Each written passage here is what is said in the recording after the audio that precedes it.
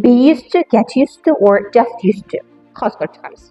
Birinchi fe'limiz used to fe'li.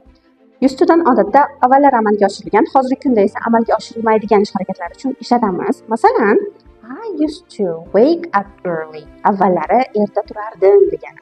Yoki bo'lmasam I used to drink coffee. Avvallari kofe ichardim. Hozirgi kunda ichmasligingizni bildiradi.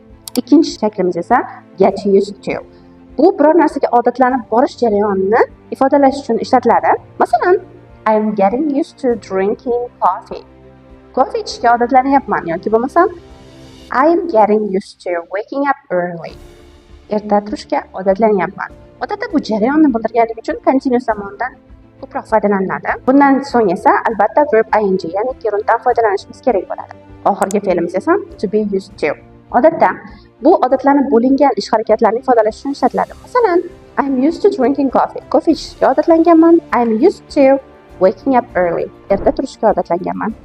Shunaqangi foydali kontentlar uchun obuna bo'lib qo'ying.